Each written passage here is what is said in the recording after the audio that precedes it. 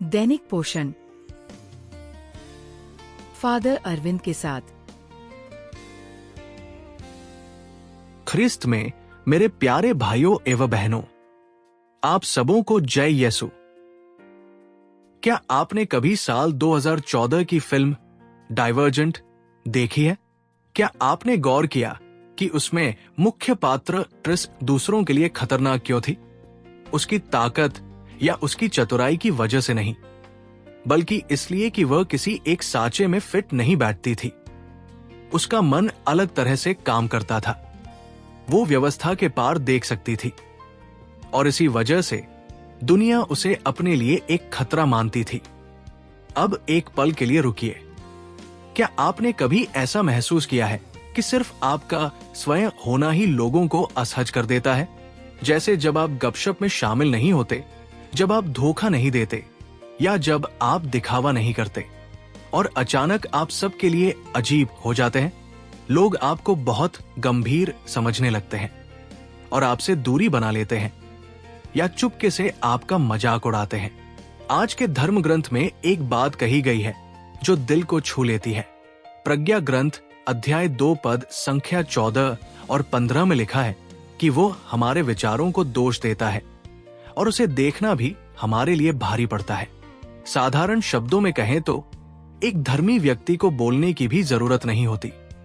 उसकी उपस्थिति ही दूसरों को बेचैन कर देती है। क्यों? क्योंकि सत्य उन बातों को सामने ले आता है जिन्हें हम छिपाने की कोशिश करते हैं। जैसे फिल्म डाइवर्जेंट में व्यवस्था एक स्वतंत्र सोच वाले व्यक्ति को वश में नहीं कर पाई, वैसे ही ये संसार कभी कभी उस व्यक्ति को स्वीकार नहीं कर पाता जो ईमानदारी से जीता है। लोग आपको इसलिए नहीं ठुकराते कि आप गलत हैं, वे आपको इसलिए ठुकराते हैं क्योंकि आपके भीतर की कोई बात उन्हें उस सच्चाई की याद दिलाती है जिससे वे भाग रहे हैं। आपकी ईमानदारी, आपके चुनाव और समझौते न करने का आपका शांत स्वभाव उनके लिए एक दर्पण जैसा बन जाता है और हर कोई उस दर्पण में खुद को देखने के लिए तैयार नहीं होता। यहीं पर कठिनाई शुरू होती है। आप सोचने लगते हैं, क्या मैं कुछ ज्यादा ही अलग हूं? क्या मुझे भी सबके जैसा बन जाना चाहिए? लेकिन धर्म ग्रंथ इस प्रश्न को उलट देता है। शायद समस्या ये नहीं है कि आप सबसे अलग दिख रहे हैं। शायद समस्या ये है कि ये संसार सही मार्ग के लिए तैयार नहीं है। चालीसा का समय खुद को दूसरों के अनुसार बदलने के लिए नहीं है। ये सत्य में इतना मजबूत होने का समय है कि चाहे इसकी कोई भी कीमत चुकानी पड़े, आप अपनी पहचान न खोए। प्रभु के साथ सही मार्ग पर चलने का अर्थ ये नहीं है कि दुनिया आपको स्वीकार करेगी, लेकिन ये आपको एक सच्चा इंसान जरूर बना देगा। आज के लिए एक सीख।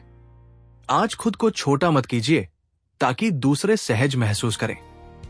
उस एक पल को चुनिए जहां आप अक्सर दूसरों के दबाव में समझौता कर लेते हैं और इस बार कुछ अलग चुनिए। कोई शोर शराबा नहीं, कोई दिखावा नहीं, बस एक शांत साहस।